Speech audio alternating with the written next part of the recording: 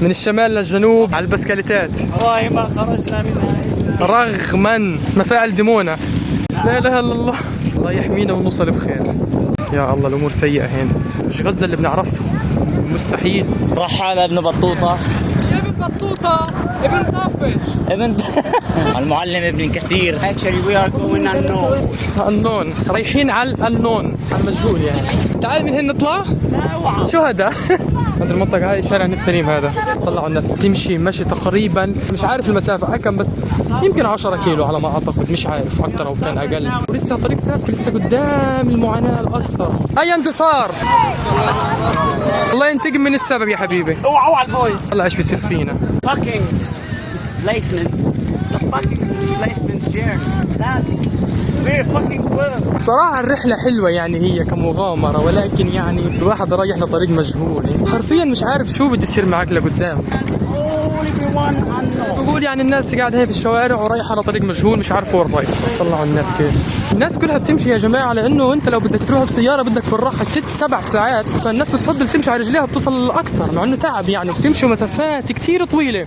نفسي أعرف إيش الهدف، يعني فيش هدف إني أفرح عليه. شيء عبثي. على سبيل المثال لو إنها مثلا تحرير، تقريبا طالع أنا من ثلث ساعة على الآن 6 إلا ربع. يا ريت لو حدا يدلنا يقولنا وين تبت النويري. احنا راح غاد، شايفين الطريق قديش؟ راح نمشي الشارع هذا ونلفه عشان نوصل هذه المنطقة. قدامنا طريق طويل، شايفين الاستهدافات هذه؟ هذا الخبط كله في الشمال عشان يجبر الناس تنزح. يعني أنا متأكد أكثر شارع أمان في غزة المكان اللي بمشي فيه، حتى هيكم سامعين فيش أصوات زنانات. أنا أكثر حاجة يعني صراحة بتدمرني الناس مش عارف أصلا وين رايحة. عمال بحكي مع جهاد بقول له احنا رايحين الأبصر نرجع على أماكن دورنا. فعليا لو صار مسكر الشارع صح يا شمال. السنتين اللي مرت ولا حاجة بالنسبة لهذه الأيام. كتير قهر كتير صراحة. أنا والله ما أنا عارف وين أنا، بس أنا بعرف إنه هالقد زحمة من هنا لنويري. بنزين عشان نقدر نكمل. والله يا جماعة كمية الناس هالقد زحمة زحمة زحمة. معاه بسكليت فعلا هو اللي بيقدر يعدي.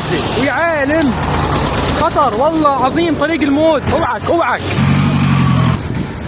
بنشرنا هنا يا جماعة، كان الجيش الإسرائيلي هنا بهدلنا. يلا روح روح. برد الزلمه في الرمل عشان الرمل، فاضطرينا انه نزقزق. السيارات هذول كلهم اللي شايفينهم ماشيين على سولار صناعي، يخرب السياره في اي لحظه. ايش الحلو بالبسكليت؟ بتوصل اسرع، بتقدر تتخطاهم اللي فوق، لكن تفكر حالك يعني هيك تخطيتهم. كمين هذا والله يا جماعه، هذا ما بشوفوش الا بالمسلسلات التركيه. الجسر والله مشهري. هاي الناس بتمشي علقنا على الجسر، ما عرفناش نطلع، لقينا درج. من وين ماشيين؟ الهواء الساعه كم طالعين؟ 8. الله يعطيك الصحه. احنا 40 الله من الفجر طالعين عشان يمشوا. باقي الموت. طلع كمية الناس. تقول بعض المصادر وبعض الروايات انه هذه تبت لنويري. الساعة حاليا 6 وربع، تقريبا ساعة على البسكليت، ساعة ونص اخذت معنا على البسكليت، اما لو مشي بالراحة 4 ساعات. كان نفسي يكون معي زوم كويس. هذول الناس بالسفينة شايلين العفش وبرميل المي، راحوا على طريق البحر عشان يوفروا اجار النقل اللي بكلف اليوم بالراحة 5000 شيكل. الله اكبر. هيك على تبت لنويري بالضبط، مش نجاة هذا. واخيرا هربنا من موت الى موت.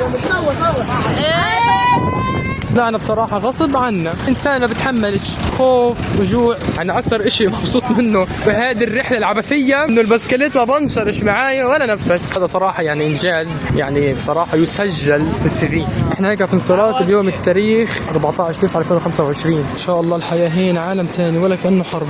سوق انصراف رسميا أنا وصلت الساعة 7 وربع. الله لا يطولها من شدة.